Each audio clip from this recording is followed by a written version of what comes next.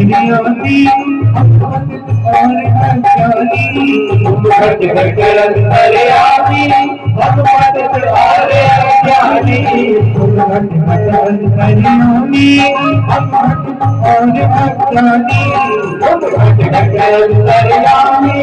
भगवत तुम्हारे अज्ञानी वो मार्ग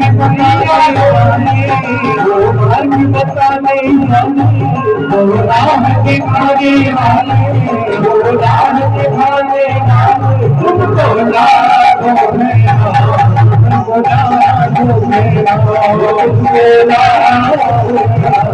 तुमको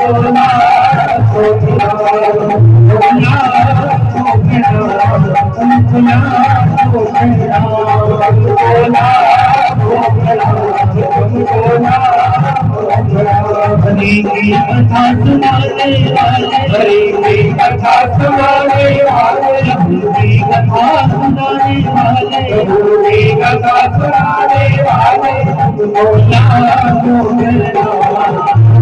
वाले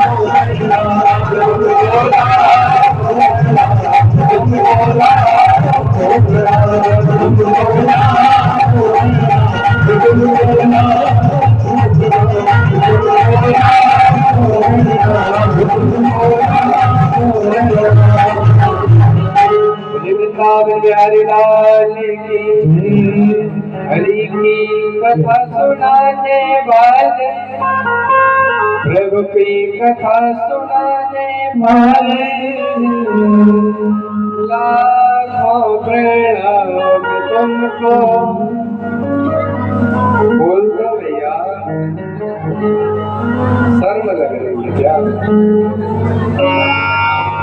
आज सुखदेव जी महाराज जी के कारण यह कथा हम कह पा रहे हो, आप सुन पा रहे हो। आगे श्रोता और वक्ता की कथा आती है। श्रोता कैसा होना चाहिए और वक्ता कैसा होना चाहिए।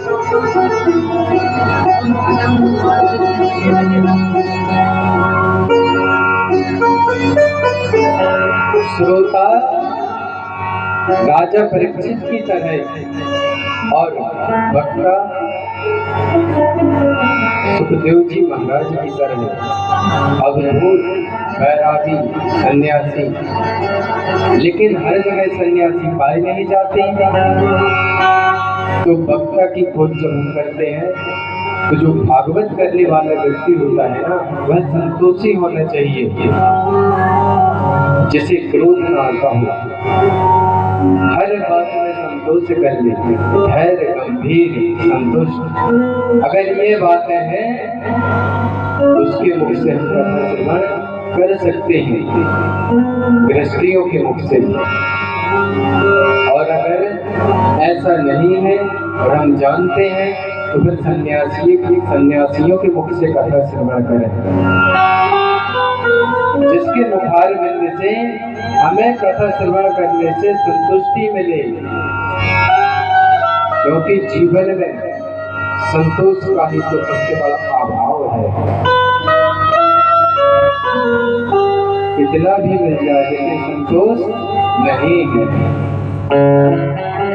ऐसे ही संतोष एक बार नारद जी को भी हुआ।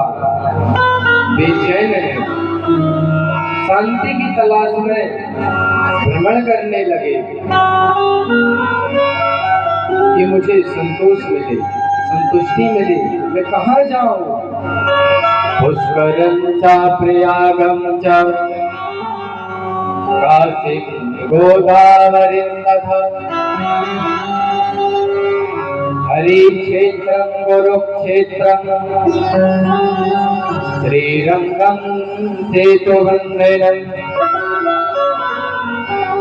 देवमादेषु तीर्थेषु भ्रमणे मरणम ततः। जय जय राम।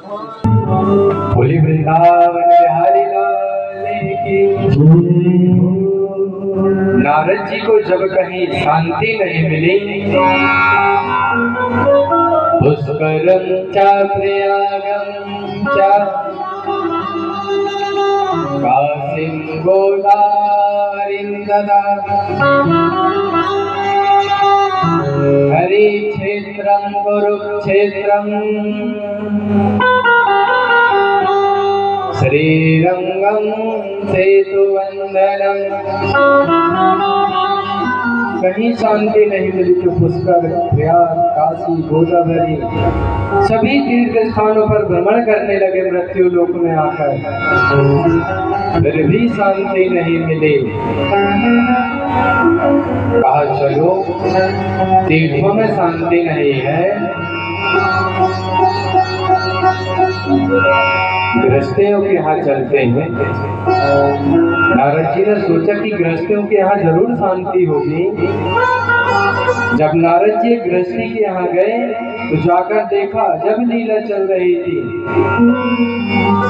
सास बहू से लड़ रही है, बहू ससुर से लड़ रही है, बेटा पिताजी की कहना नहीं मानता। देखो साहब आए, बाहर करो नया पंडाल।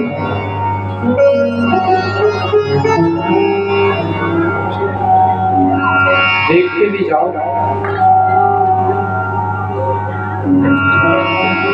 कहीं शांति नहीं। कहा गृहस्थियों के यहाँ तो 1 मिनट भी नहीं रुकना चाहिए। एक काम करो, सन्यासियों के यहाँ चलते हैं। जब ब्रह्मचारी के यहाँ पहुंचे, सन्यासियों के यहाँ, तो सबसे पहले ब्रह्मचारी जी के आश्रम में पहुंचे। वहां बहुत सारे बच्चे खेल रहे थे। नारद जी ने एक सज्जन से पूछा, भाई ये बच्चे किसके हैं? कहा महाराज ब्रह्मचारी जी के बच्चे ही। अरे नाम ब्रह्मचारी और बच्चे खेल रहे हैं, इसके आश्रम में तो और नहीं रुकना चाहिए। वहां से आगे चले, मौनी बाबा के आश्रम में पहुंचे। मौनी बाबा के आश्रम में जाके देखा तो बाहर से ही आवाजें आ रही थी बहुत ज्यादा। कहा भाई ये किसका आश्रम है? कहा मौनी बाबा का। और ये आवाज, कहीं मौनी बाबा खुद ही शोर मचा रहे हैं। अरे गृहस्थियों के यहाँ शांति नहीं, ब्रह्मचारियों के यहाँ शांति नहीं, मौनियों के यहाँ शांति नहीं। कहा त्यागी जी के यहाँ चलते हैं, वहां तो शांति जरूर मिलेगी। रास्ते से जा रहे थे, मार्ग में एक बड़ा सुंदर बंगला मिला।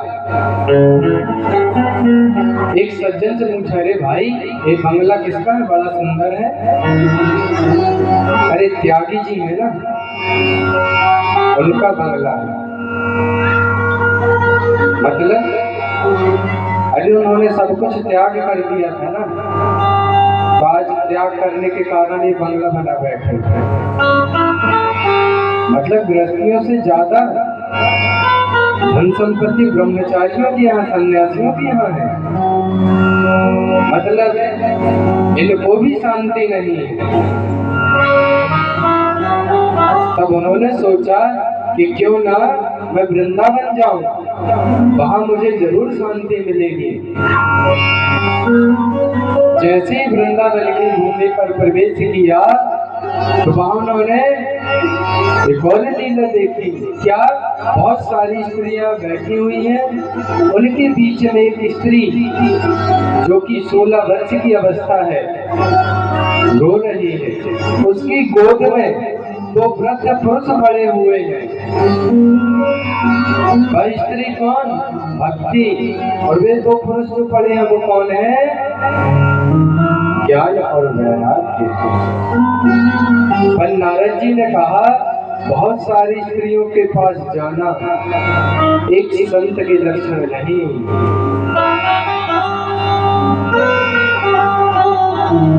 और उल्टे पैर वहां से नारद जी लौटने लगे। जैसे ही लौटे तुरंत आवाज लगाई, भो भो साधु चढ़ंतेष्ट वचिंता विनाशया दर्शनं तव लोकस्य सर्वथा हरं वरं हे साधो भो भो साधु चलंतीश, हे साधो तुम हमें देखकर कहाँ उल्टे पैर लौट रहे हो? हम दुखी मन से बैठे हुए हैं और एक संत के लक्षण नहीं कि किसी को दुखी देखकर लौट जाए। अब नारद जी ने कहा, करुणी प्रभुतागे सालिको बुद्धिदायका कन्या विक्रेण्य लोभात्य संपत्तिनां च कल्कणम्। नारद जी ने कहा, एक संत की ये लक्षण भी नहीं कि बहुत सारी स्त्रियां बैठी हो उनके बीच में जाना, और जहाँ नौजवान युवतियां बैठी हो तो संत को तो कदापि वहां नहीं जाना चाहिए। करुणी प्रभुता के आजकल जो है नई बहुओं की ज्यादा चल रही है।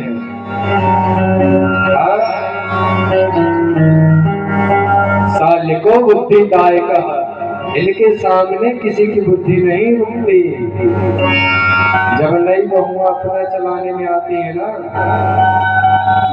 सास ससुर के ठिकाने लग जाते हैं। अब तो भैया ऐसा समय आ गया है कि लड़का लड़की की कुंडली ना मिलवाकर, सास बहू की कुंडली मिलाकर अगर शादी की जाए तो मुझे लगता है गृहस्थ जीवन बहुत अच्छा चलेगा। लड़का लड़की तो अपना जीवन निकाले नहीं समझौता करके, लेकिन सास बहुओं में समझौता नहीं होता, लेकिन बिलहरी में होता है, सदर में नहीं होता। और सदर से आई हो तो उसके आगे नहीं होता। समझ जाना, मतलब हम आपको नहीं कह रहे थे, जो आए नहीं हमको कह रहे हैं, ठीक है। तो नारद जी जब जाने लगे, तुरंत भक्ति महारानी ने रोक लिया, कहा हमारा दुख तो दूर कर दो। उसी समय नारद जी लौट के आए और पूछने लगे, बेटा क्या हुआ, क्यों रो रही हो, ये तो वृद्ध पुरुष कौन है? तब आज भक्ति महारानी कहती है, मैं भक्ति, ये मेरे पुत्र हैं ज्ञान और वैराग्य। लेकिन इतना आश्चर्य क्यों कि मैं माँ होकर 16 वर्ष की आयु में हूँ और मेरे बेटे 80 वर्ष की आयु में, इतनी हम साथ में रहने वाले और हम तीनों में इतनी विषमता क्यों? नारद जी ने कारण जानने की कोशिश की तो समझ गए कि वृंदावन में ज्ञान और वैराग्य की जरूरत नहीं है। तुम कितने भी ज्ञानी हो, तुम कितने भी वैरागी हो, वृंदावन में ज्ञान वैराग्य के लिए जगह नहीं है। वहाँ तो जगह है प्रेमियों के लिए। और भक्ति महारानी कौन है? कौन है भैया? प्रेम का स्वरूप। कौन है?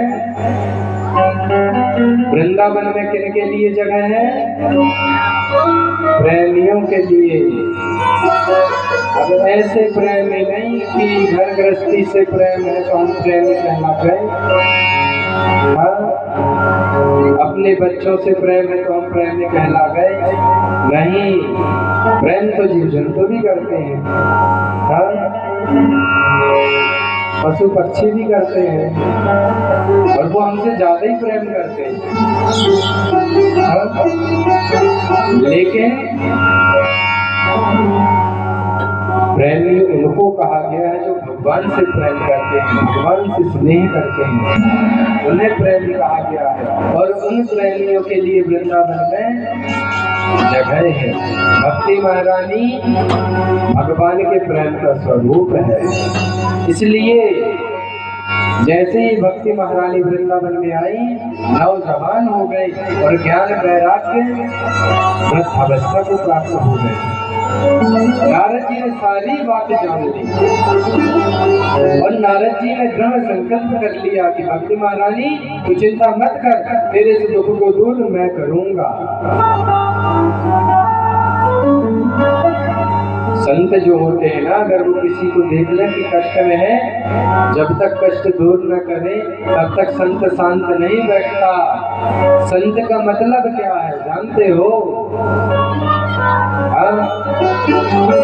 सासे समस्या, सासे समाधान, सासे संसार और अंत में आता है संत, लास्ट में अंत।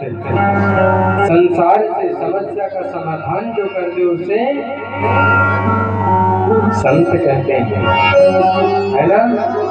तो आज नारद जी ने संकल्प कर लिया कि मैं इनके दुख को दूर करूंगा।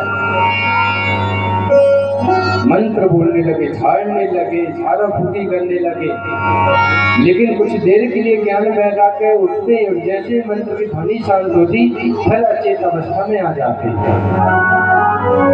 अब तो नारद जी को बड़ी चिंता हुई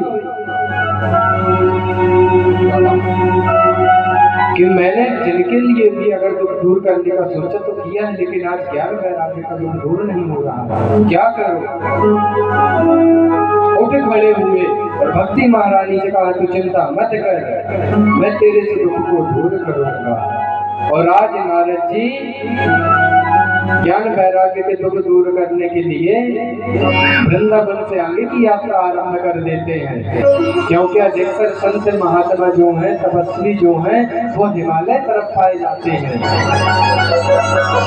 तो आज वृंदावन से ऊपर की ओर चढ़ाई कर दी, बड़े दुखी मन से चले जा रहे हैं।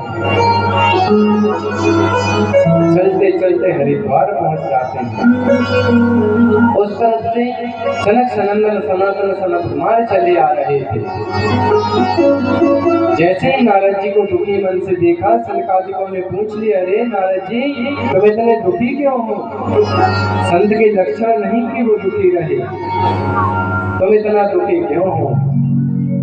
तब आज नारद जी कहते हैं मैं अपने दुख से दुखी नहीं हूँ, मैं तो दूसरे के दुख से दुखी हूँ। और हम क्या करते हैं? दूसरे के सुख से दुखी होते हैं। और संत क्या करते हैं? वो दूसरे के दुख से दुखी होते हैं, है ना भैया? अगर हमारा पड़ोसी कार ले आए तो बाजू वाले घर में चला है बचना नहीं, देखो गाड़ी आ गई और तुम पता चले रात में पड़ोस में खाना न बने, हम सुख से दुखी हो जाते हैं। और मालूम चल जाए कि पड़ोसी दुखी है, कितना सुख प्राप्त होता है। आज पड़ोसी के घर में खाना नहीं बनेगा, बहुत खुशी होती है, होती है ना भैया?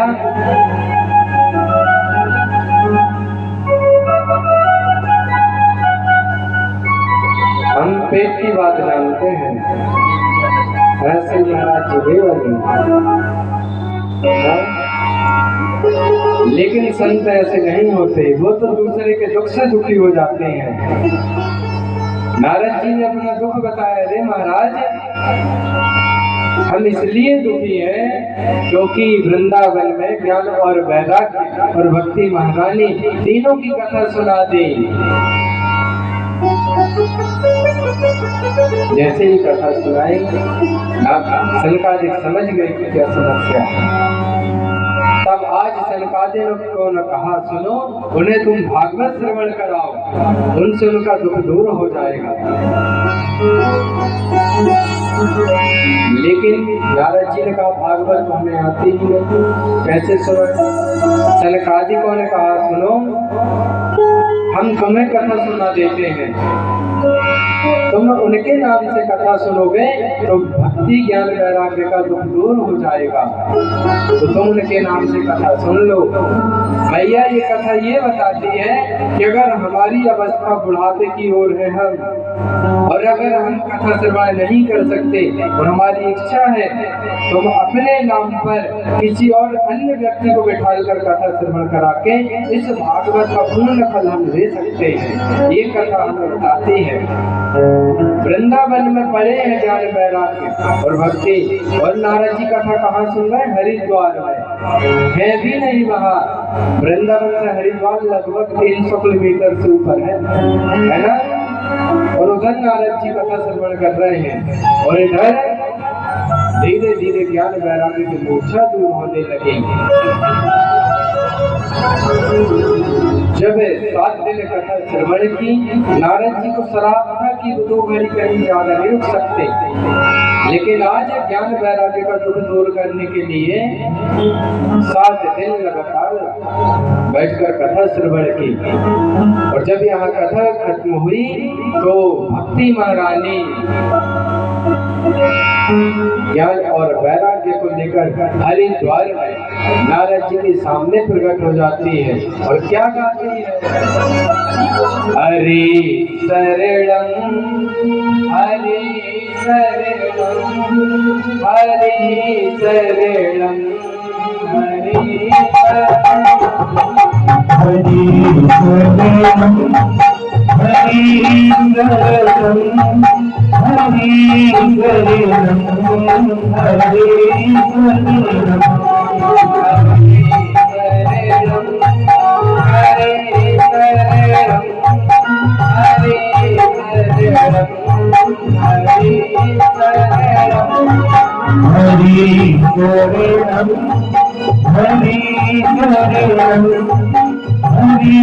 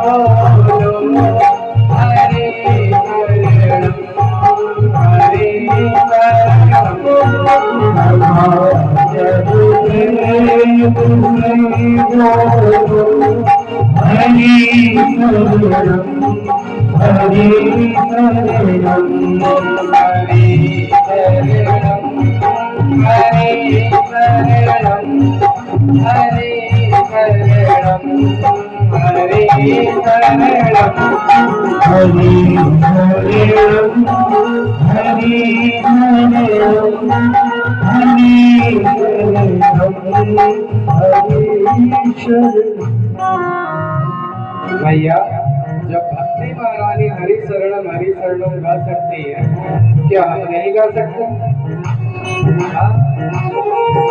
नहीं गा सकते।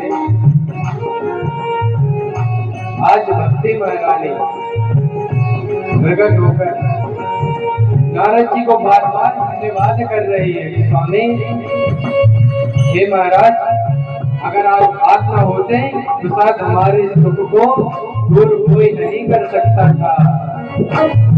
और आज भगवान का बार बार धन्यवाद कर रही है। प्रभु जी, जैसे आपने हमारा साथ दिया ऐसे ही सबका साथ देना। जो आपके नाम से कथा श्रवण करे या आपके नाम की कथा कराए, आप हमेशा उनके साथ रहना। आप हमेशा उनकी रक्षा करना, जैसे आज हमारी आपने रक्षा की है। लेकिन अभी मैं संतुष्ट नहीं हूँ, क्योंकि क्या भक्ति महारानी भगवान जी से कह रही है, तो आप भी कह लो। क्या कह रही है? जानना चाहोगे कि कथा आगे बढ़ाते हैं? हम भजन गाते हैं, ताली बजाई नहीं जाती। ऐसे सब कर लेते जैसे भक्ति महारानी कह रही वैसे ही आप भी कह लो। क्या देना हो तो दीजिए, क्या मेरे सिर पर रख दो कान्हा, ओ मेरे सिर पर रख बनवारी अपने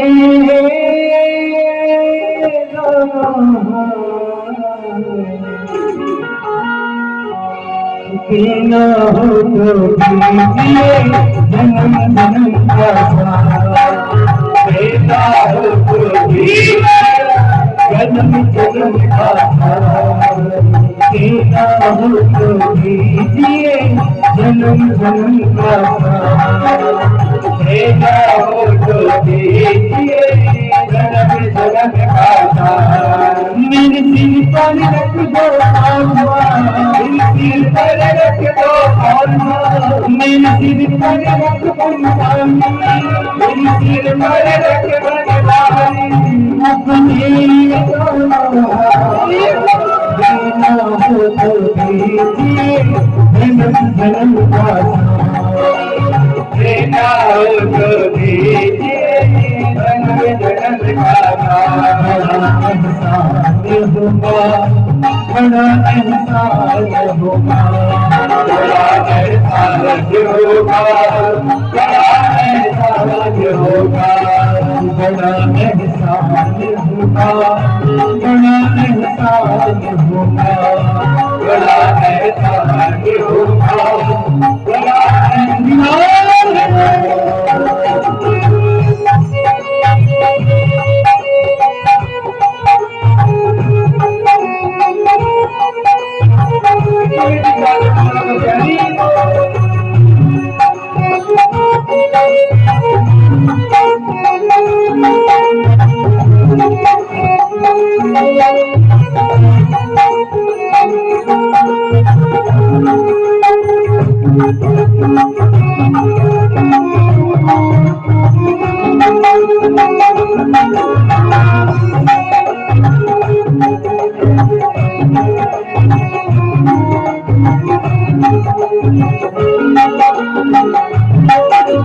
देने वाले देने वाले प्रभु से धन्यवाद दौलत देने वाले प्रभु से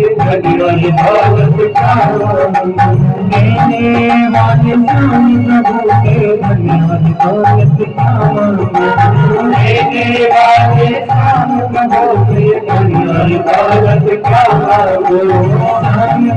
से नाम प्रभु के नाम को मेरे नाम इज्जत क्या, मेरे दिल की तमन्ना यही है, मेरे दिल की तमन्ना यही है, मेरे दिल की तमन्ना यही है, मेरे दिल की तमन्ना यही है, कर सेवा तेरी देना हो तो दीजिए जन्म जन्म का सहारा, देना हो तो दीजिए जन्म जन्म का सहारा, देना हो दीजिए जन्म जन्म का सहारा, देना हो तो दीजिए जन्म जन्म का सहारा।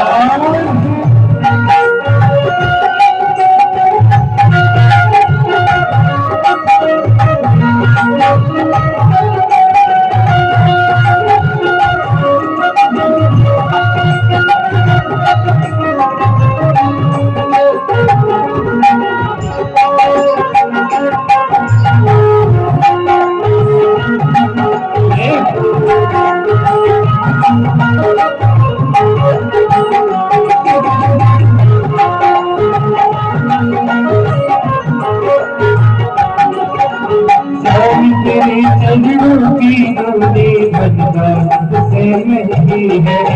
राम तेरे चरणों की डोली धनदौलत से महंगी है। राम चरणों की धनदौलत से महंगी है।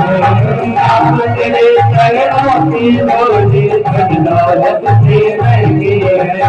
एक नजर कृपा की कर दो इज्जत महंगी है।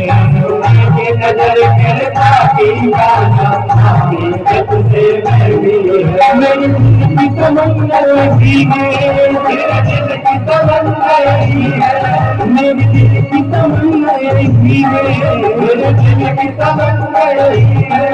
हम सेवा करेंगे दीजिए जन्म का लेना हमको दीजिए जन्म जन्म का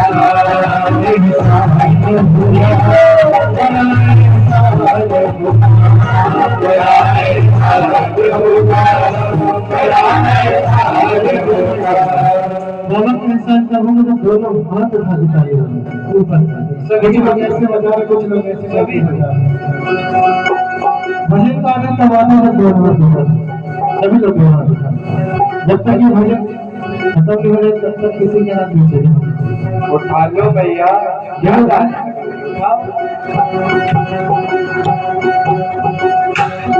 बड़ा इंसान होगा, बड़ा इंसान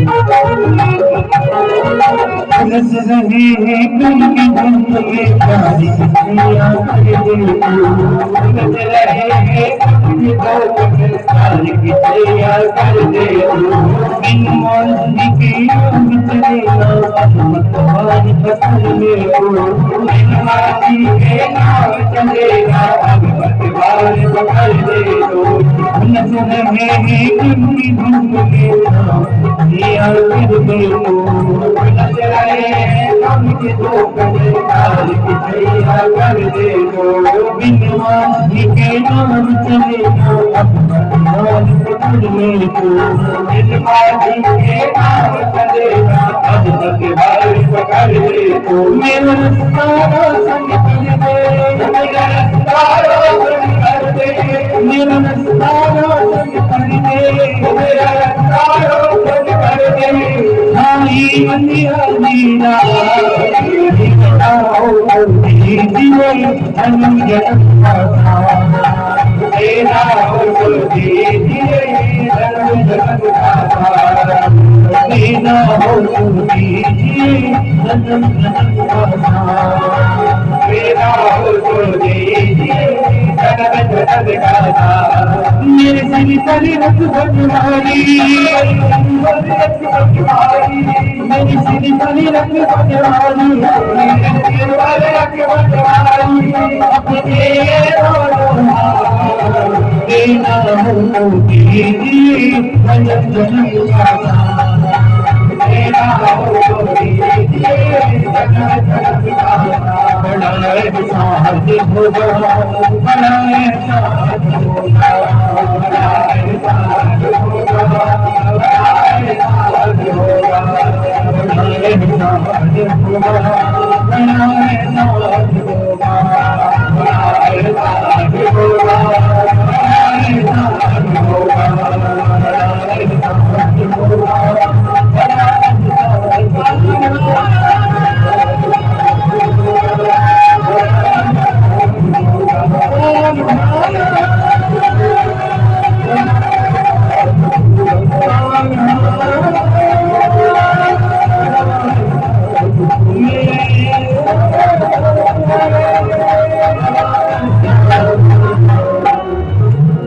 वृंदावन हरि लाल की।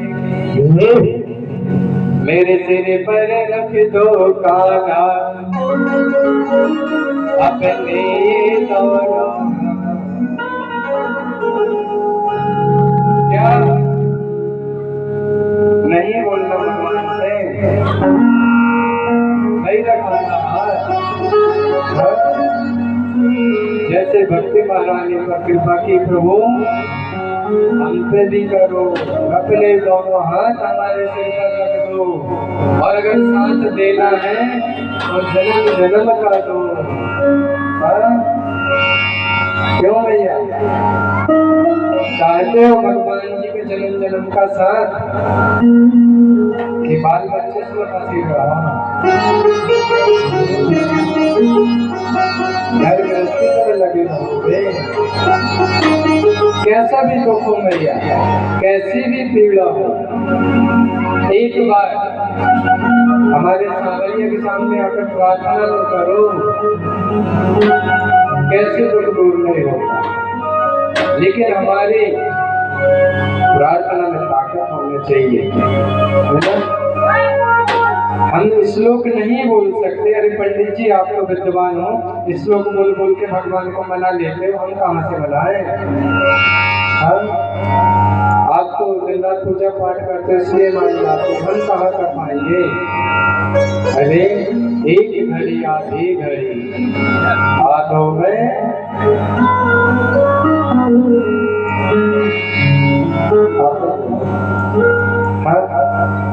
कितना सरल श्लोक है, सभी को बनता है ये। एक घड़ी आधी घड़ी, जितना समय हो उतना भगवान को याद करो, लेकिन दिल से।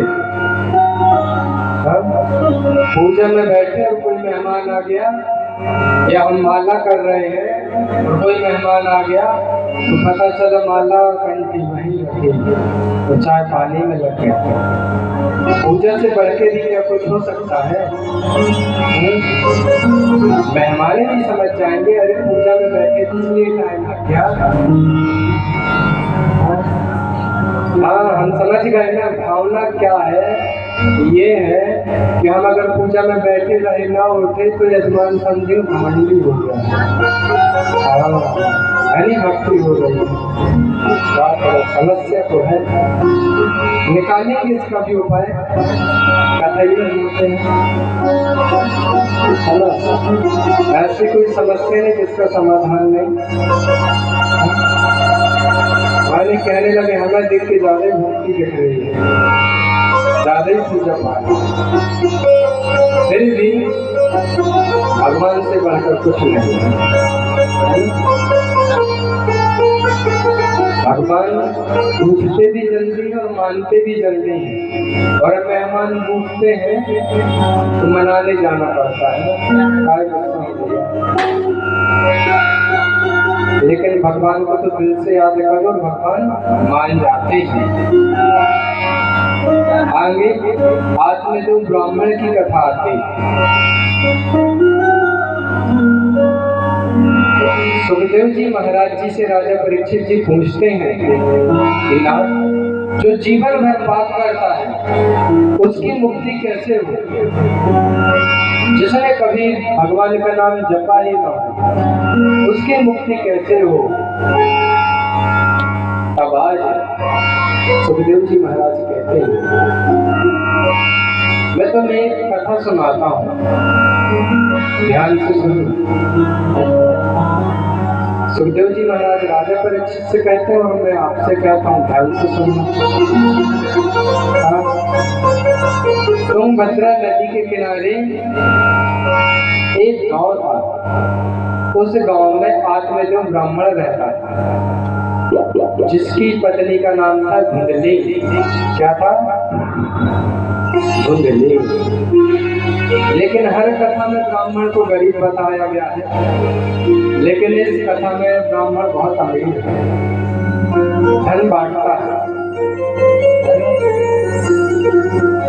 आज आदमी जो क्या किसी चीज की कमी नहीं, अपराध धन संपत्ति है, सब कुछ सुंदर पत्नी है, नाम था धुंधली। लेकिन सुंदर तो थी, लेकिन बड़ी क्रूर स्वभाव की थी।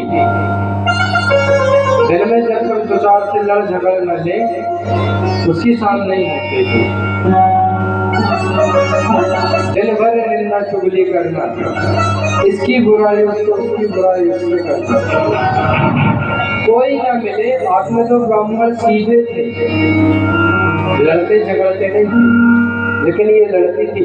जब इसको कोई लड़ने ना मिले, तुरंत डूबने से पहले अपने पति ही से लड़ने लगती थी, कोई ना कोई बहाने। अरे लड़ने वाले को तो बहाना चाहिए, किसी भी बहाने से। जिसको जिस चीज में आनंद आता है उसके पीछे भागता है। हमें कथा में आनंद आता है, हम आप लोग के पास आते भैया कथा सुनो, आप लोग को कथा में आनंद आता है, आप काम धाम छोड़ के चले आते हो। ऐसी लड़ने वाले को भी जब तक लड़ाई ना हो तब तक कहाँ चैन। फिर भी आत्मा तो ब्राह्मण को कोई ढीला शिकवा नहीं था। वो स्वभाव समझ गए थे कि ये ऐसी है लड़ने झगड़ने वाली, कब तक इससे लड़ता रहूंगा। और इंसान दुनिया से लड़के जीत सकता है, घर वाले से।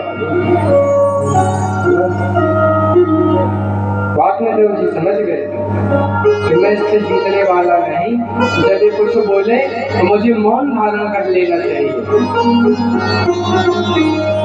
सुख से जीवन व्यतीत कर रहे थे आत्मदेव ब्राह्मण।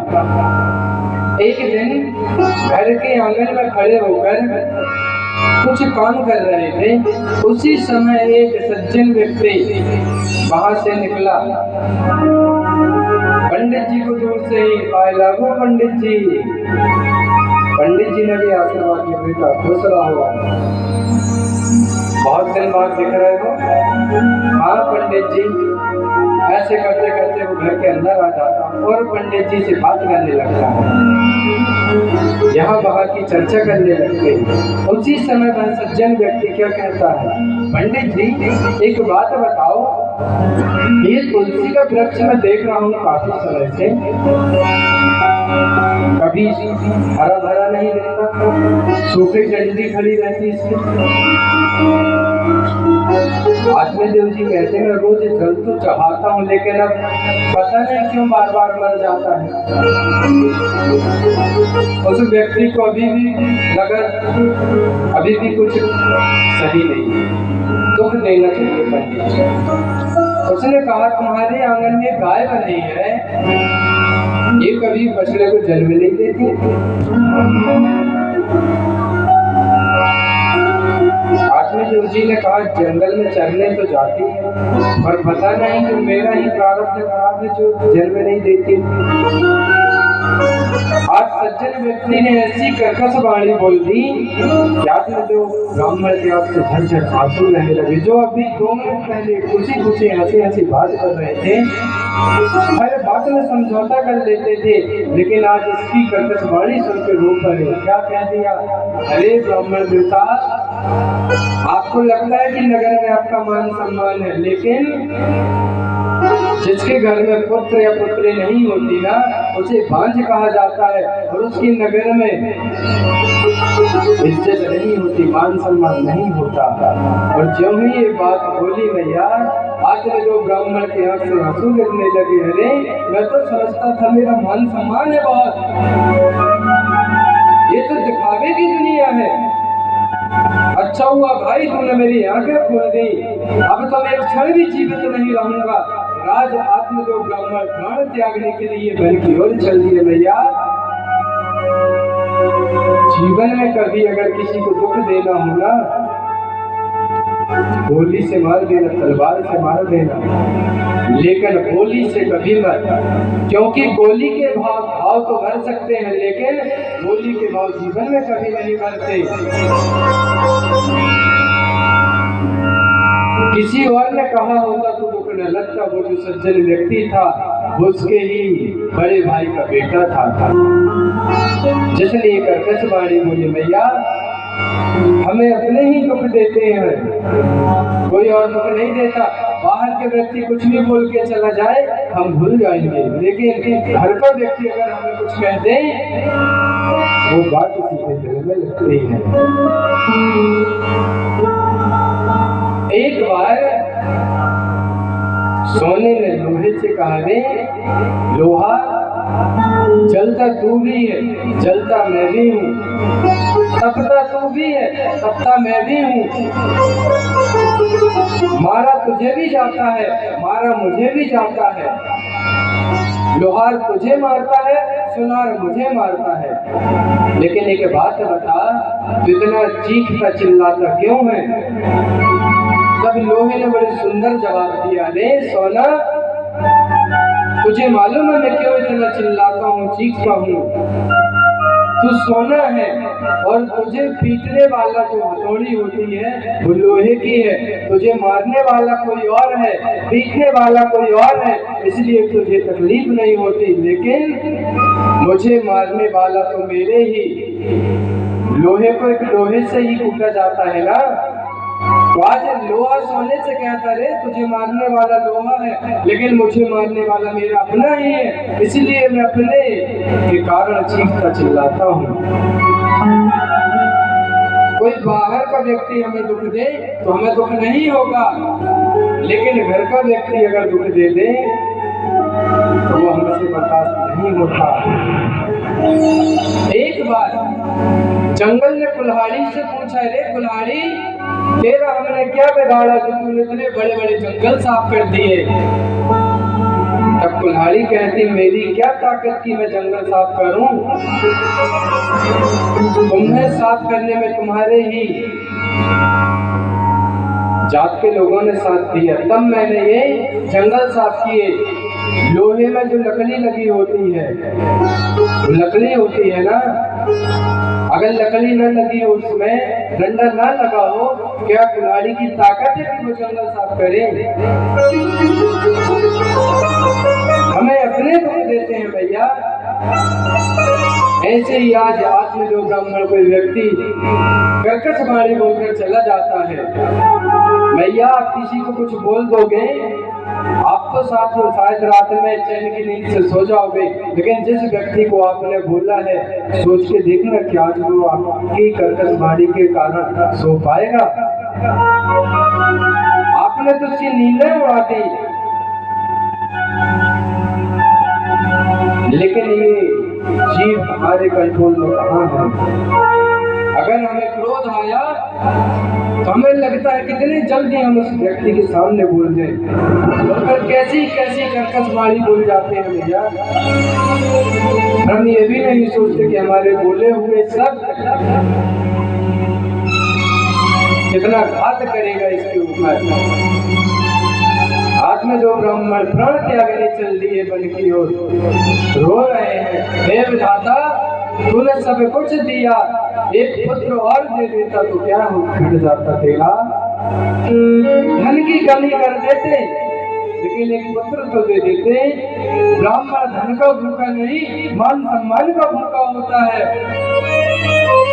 आप ब्राह्मण को घर में बुलाओ और मान सम्मान से बिठाल कर मान सम्मान से विदा करोगे ना, ब्राह्मण खुश होकर घर से जाएगा। और तुमने घर आते ही ब्राह्मण को देखकर मुंह बना लिया और जाते समय हजारों रुपए के विदा करके भेजना, लेकिन ब्राह्मण संतुष्ट नहीं होगा, क्योंकि आते ही तुमने अपमान कर दिया। ब्राह्मण मान सम्मान के भूखे होते हैं। आप ही बताओ भैया, अगर आप किसी के यहाँ जाओ और आपको देखकर कोई मुंह बना ले और अंदर चला जाए, क्या जीवन में उसके घर में जाओगे? तो ब्राह्मण तो और भी ज्यादा भूखा होता मान सम्मान का। देखते हैं हम, देखने मिलता है कैसी कैसी बातें कही जाती हैं, क्या क्या बोला जाता है, सुन के बहुत पीड़ा होती है।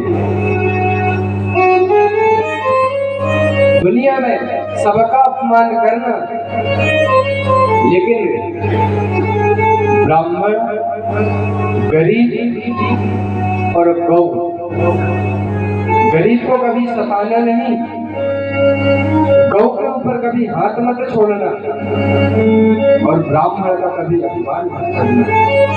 अगर ये 3 गलती में से कोई एक भी गलती आपसे हो जाए ना, आपके कितने भी ग्रह आपके हिसाब से चले, कितने भी पूजा पाठ करा लेना, उसका क्षय नहीं है। अगर किसी गरीब की आत्मा दुख गई, परमात्मा कभी स्वीकार नहीं करेगा। किसी गौ के ऊपर अगर तुमने हाथ छोड़ दिया, परमात्मा तुम्हें कभी माफ नहीं करेगा। अगर धोखे से किसी ब्राह्मण का अपमान कर दिया, भगवान कभी माफ नहीं करेगा, क्योंकि ब्राह्मण तो मान सम्मान का होता है। आज आखिर तो ब्राह्मण प्राण त्यागने जब चले, पहाड़ में चढ़ जाते हैं और जैसे ही छलांग लगाने के लिए वहां से तैयार होते हैं, उसी समय एक संत महात्मा का आगमन हो जाता है और दूसरे ही आवाज लगाते हैं, अरे ओ पंडित जी, अरे ओ पंडित जी, क्या हो गया, क्यों कूद रहे हो, क्यों प्राण त्याग रहे हो? अरे संत महात्मा से आते हुए ब्राह्मण कहते, अरे तुम मुझे मत रोको, तुम जानते नहीं हो मुझे कितनी तकलीफ है, कितना दुख है मुझे। अरे क्या दुख है जो तुम प्राण त्यागने चले? आत्मजो ब्राह्मण कहते हैं, मुझे पुत्र की प्राप्ति नहीं हुई, इसलिए मैं अपने पुत्र के कारण प्राण त्याग रहा हूँ। भैया ये कथा ध्यान से सुनना, जिनको पुत्रों पुत्रियों से स्नेह होता है ना, अंत में क्या गति करते हैं वो, एक कथा बताती है हमें। भैया आत्मजो ब्राह्मण कहने लगे कि मुझे पुत्र नहीं, इसलिए मैं प्राण त्याग रहा हूँ। संत महात्मा ने कहा, रे राजा सगर के 60,000 पुत्र थे, कई भी पुत्र से उसे संतुष्टि हुई? दक्ष ने 10-10 हजार करके कितने पुत्र पैदा किए, क्या एक भी पुत्र से उनको शांति मिली? तूने कैसे सोच लिया कि तुझे पुत्र हो जाएगा तो तुझे शांति मिलेगी? आत्मजो ब्राह्मण ने कहा, देखो ज्ञान की जरूरत नहीं है, क्योंकि ज्ञान तो हमारे पास भी भरपूर है। दे सकते हो तो पुत्र दो, वरना मैं तुम्हारे सामने प्राण त्यागूंगा और मेरे प्राण त्यागने का ब्रह्म हत्या का पाप तुम्हें लगेगा। संत महात्मा तो बच गए। अरे मैं तो बचाने आया था और ये मुझे ही फंसा रहा। आत्मजो ब्राह्मण से कहा, हाथ दिखाओ। हाथ देखा तो 7 जन्म तक इसे पुत्र सुख नहीं था। संत महात्मा ने कहा, बेटा तुझे 7 जन्म तक पुत्र सुख की प्राप्ति नहीं है, तू कहाँ इस चक्कर में पड़ा है? आत्मजो ब्राह्मण ने कहा, जो इस जन्म की नहीं 7 जन्म की बता रहा है, वो न हुए मुझे पुत्र भी दे सकता है। और आज आत्मजो ब्राह्मण ने हट कर ली, अरे मैं कुछ नहीं जानता, मुझे तो बस पुत्र चाहिए, मुझे पुत्र दे सकते हो तो दो, वरना ये सब तो मैं भी जानता हूँ। संत ने कहा, इसके पास आके अगर ये प्राण त्यागेगा तो मुझे ब्रह्म हत्या लगेगी, और अगर मैं फल देता हूँ, इसे पुत्र देता हूँ, तो इसे सुख नहीं है, पुत्र के कारण दुखी रहेगा। लेकिन कहते हैं संत का प्रसाद कभी व्यर्थ नहीं जाता। जब आज संत महात्मा ने प्रसाद दिया तो नियम बताए कि सुनो, ये मैं फल दे रहा हूँ, ये अपनी पत्नी को जाकर खिला देना, और इतना याद रखना इस फल का कुछ नियम है। पत्नी से कहना जब ये फल खाएगी तो ज्यादा बात नहीं करेगी, जितना हो सके मौन धारण रहेगी, कम खाएगी, कम किसी की निंदा चुगली बुराई नहीं करेगी, जितना हो सके भजन कीर्तन पूजा पाठ किया करेगी। अगर इनमें से 1-2 नियम भी अपना लिए तो तुम्हें भगवत भक्त जैसा पुत्र प्राप्त होगा।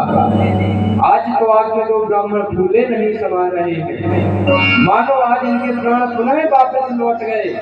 तुरंत फल लिया और संत महात्मा को प्रणाम भी नहीं किया और दौड़ लगा दिए घर की तरफ। और नगर के बाहर से आवाज लगाते हैं, अरे ओ धुंधली, अरे ओ धुंधली, अरे धुंधली, बाहर से चिल्ला रहे हैं। अब तो धुंधली भी बड़ी खुश।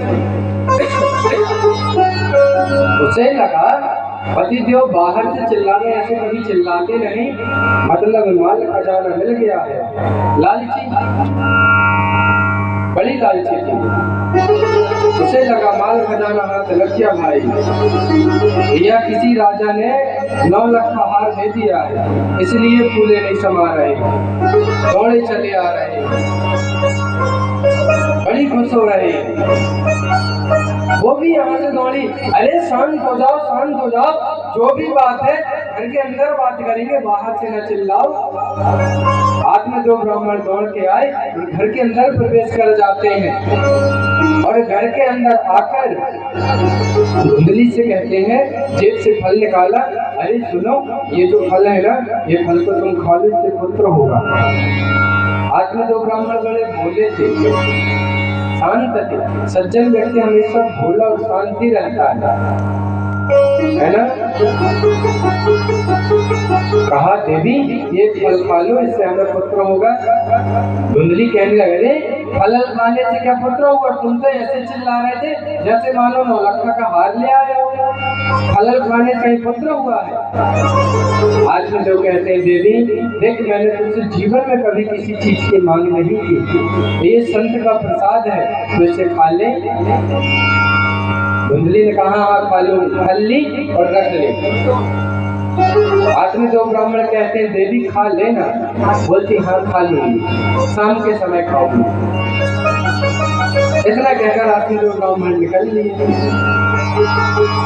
अब धुंधली फल को लेकर बैठी और सोचने लगी, खाऊं कि ना खाऊं, खाऊं कि ना खाऊं, खाऊं तो अगर मुझे गर्भ धारण हो गया तो, अगर मैं गर्भवती हो गई, अगर कहीं डाकुओं ने हमला कर दिया तो। अभी धुंधली जो है पुत्र होने का सुख नहीं है, अपने विषय में सोच रही है। अगर मुझे गर्भ धारण हुआ और अगर घर में आग लग गई तो मैं भाग भी ना पाऊंगी, डाकुओं ने हमला कर दिया तो मैं कहाँ जाऊंगी, वो तो मुझे मार देंगे। दूसरी बात कहते हैं, अगर गर्भ धारण हो जाता है, बेटे या बेटी का जन्म होता है, हमारी सुंदरता जो है वो कम हो जाती है। बड़ी चिंता धुंधली को। इतने में उसकी बहन पुतली आ जाती है। धुंधली ने सारी समस्या पुतली को बताई। पुतली ने कहा, सुनो, मेरे गर्भ में 2 वर्ष अभी 2 माह का बेटा है। एक काम करो, तुम गर्भवती होने का नाटक करो, मुझे जब पुत्र होगा तो मैं तुझे दे दूंगी, उसके बदले में तू मुझे धन दे देना, क्योंकि उसकी बहन गरीब थी। और सुन, तेरे आंगन में एक गाय बंधी है, उसे गाय को ये फल खिला दे, तो उससे हमें पता चलेगा, क्योंकि उस गाय को भी गर्भ नहीं टिकता। उसने ऐसा ही किया और आज से गर्भवती होने का नाटक करने लगी और फल जाकर गाय को खिला दिया। मैं ये कथा सुनना, पुत्र की लालच, धन का लालच, जो भी लालच है ना, हमें अंत में नरक की ओर ले जाता है। आज ये गर्भवती होने का नाटक करने लगे। करते करते समय बीता, 7 महीने बीते, क्योंकि पुतली को 2 महीने पहले का गर्भ था। इसके यहाँ 7 महीने में ही, पुतली के यहाँ 9 महीने में गर्भ हुआ और इसके यहाँ 7 महीने में लाकर छोड़ दिया।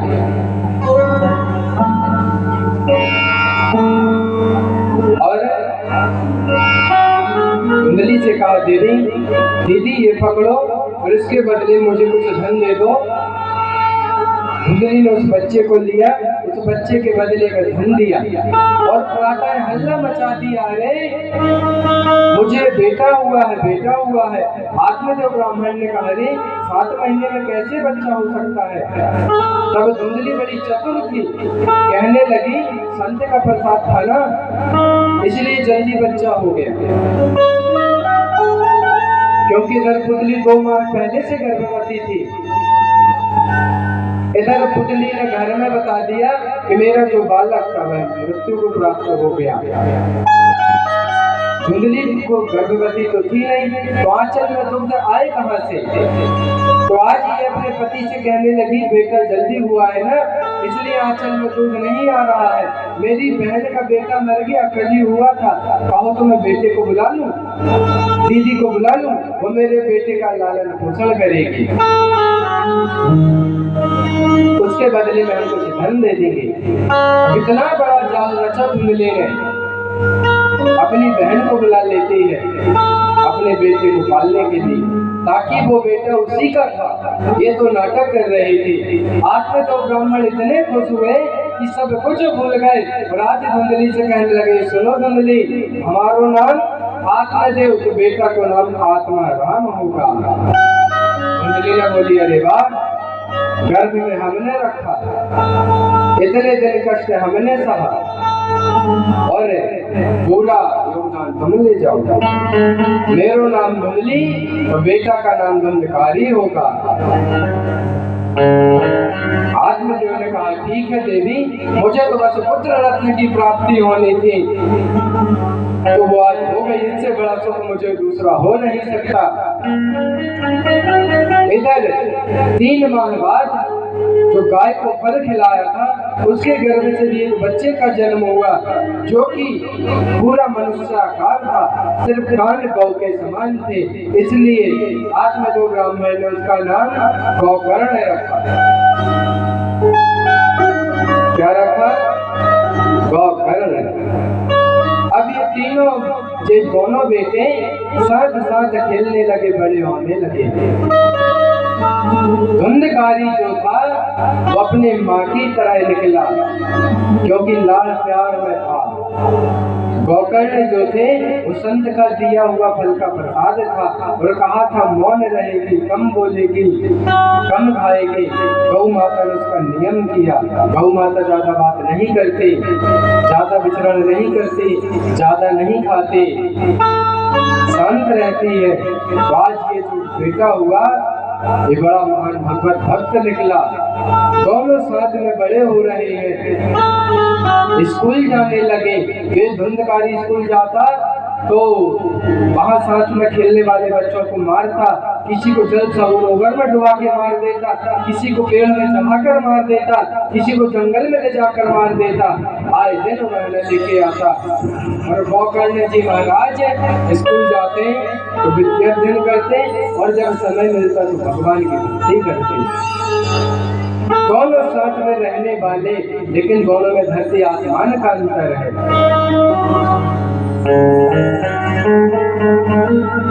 दोनों साथ में रहते हैं। अगर गांव के नगर निवासी आकर धुंधली से कहते ना, तेरे बेटे ने हमारे बेटे को मार दिया, तो धन देकर मुंह चुप करा देती थी, लेकिन बेटे को कुछ नहीं कहती थी। और ये माँ की सबसे बड़ी गलती होती है। बेटा कुछ भी गलती करे, अगर माँ ने डांटा नहीं, पिता से बताया नहीं, तो ये समझो कि बेटा हाथ से निकल रहा है। क्योंकि बेटों को सबसे ज्यादा डर पिता का होता है। और अगर माँ ये गलती कर रही है तो समझ जाओ बेटा तुम्हारे हाथ से जा रहा है। बेटे ने 10 रुपए मांगे और माँ ने 100 रुपए निकाल के दे दिए, समझ जाओ कंगाली की ओर जा रहे हो।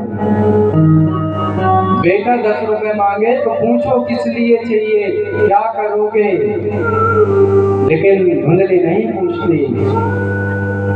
धीरे धीरे दोनों बड़े हो गए। इधर एक दिन धुंधकारी जो था बहुत सारे धन की अपेक्षा करने लगा पिता से। जिद्दी था, बात मानना नहीं। धीरे धीरे करके धुंधकारी ने सारा धन घर का खर्च कर दिया था।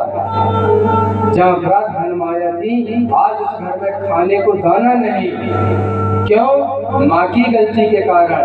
अगर माँ ने छोटे में ही डांट फटकार के बेटे को रखा होता तो आज ये स्थिति न बनती। अभी और सुनो, बेटे की चाह रखने वाले उनकी क्या गति होती है। आज पिता से धुंधकारी ने धन मांगा, घर में कुछ था नहीं। एक जोरदार तमाचा जड़ दिया पिता को। सोचो क्या बीती होगी उस पिता की, जिस बेटे को पाने के लिए मैं दर दर भटका, मरने को चल दिया, प्राण त्यागने के लिए तैयार हो गया। संत ने कहा था बेटे का सुख नहीं है, लेकिन मैं नहीं माना। उस समय अगर मैंने प्राण त्याग दिए होते, आज ये दुख नहीं झेलना पड़ता। बेटे से पिटने से तो अच्छा है कि पिता के प्राण निकल जाए। सोचो क्या बीती होगी उस पिता पे, जब बेटे ने जोरदार तमाचा, किस लिए? धन के लिए। रो पड़े आज आदमी के ब्राह्मण, बेटा अगर ये गलती मैंने आज से 20 साल पहले न की होती तो आज ये दुख न झेलना। तूने जब जो मांगा मैंने दिया, जिस चीज की चाह की तेरे सामने लाकर रख दिया। इस दिन के लिए क्या उसको मुझे मारे? आज तुरंत घर छोड़कर निकल दिया ब्राह्मण के लिए। घर मेरे रहने योग्य नहीं। गौकर्ण जी महाराज घर के बाहर मिल गए। पूछा क्या हुआ पिताजी, आप रो क्यों रहे हो? आत्मदेव ब्राह्मण कहते हैं बेटा, एक तू बेटा है जो दुख पीड़ा जानने की कोशिश कर रहा है, और एक मेरा बेटा है मुझे दुख देने में लगा हुआ है। बेटा आज तेरे बड़े भाई ने मुझे मारा, बता मैं कैसे जीऊं, कैसे रहूं? आज धुंधकारी ज्ञान उपदेश करते हैं पिताजी। मैं इतना ज्ञानी तो नहीं कि मैं तुम्हें ज्ञान दे सकूं, लेकिन इतना जरूर कहूंगा कि अब इस मोह माया को त्याग कर भगवान की भक्ति में लग जाओ, नहीं तो अभी और भी कष्ट झेलना पड़ेगा। आज आप जो ब्राह्मण घर को त्याग कर वन में चले जाते हैं और भगवान की भक्ति करके अपने प्राणों को त्याग देते हैं।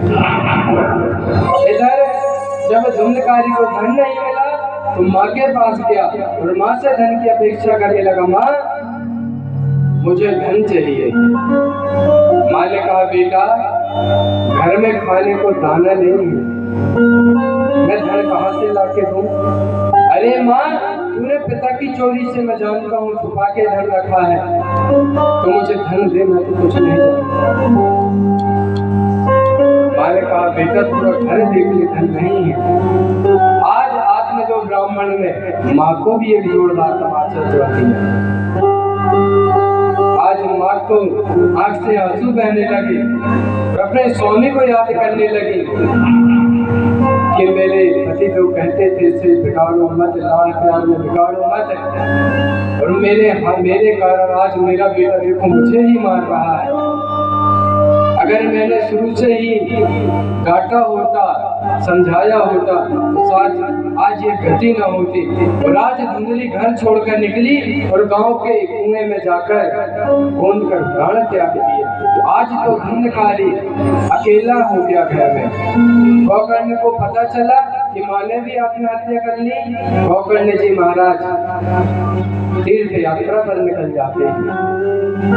इधर अब धुंधकारी अकेला, ये धुंधकारी और कोई नहीं भैया, हम स्वयं धुंधकारी हैं।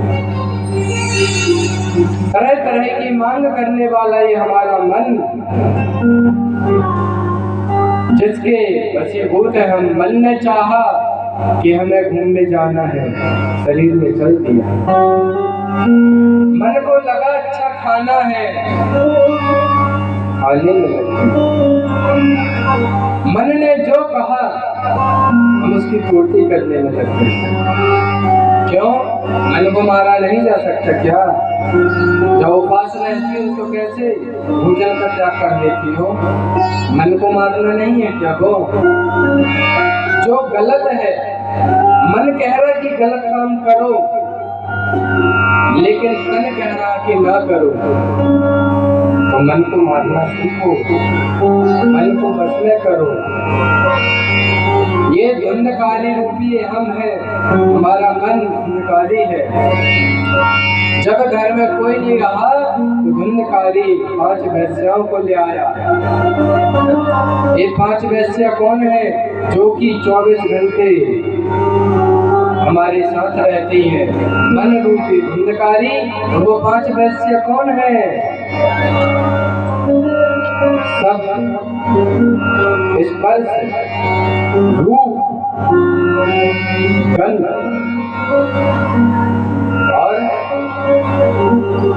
और भैया बताओ, गिनो। शब्द मतलब शब्द के वशीभूत नहीं है हम आपसे बोले 1 घंटे बैठ के रामायण पढ़ लो, पढ़ पाओगे? और बोले 1 घंटा बैठ के निंदा चुगली कर लो, तो हो गए ना हम शब्द के वशीभूत?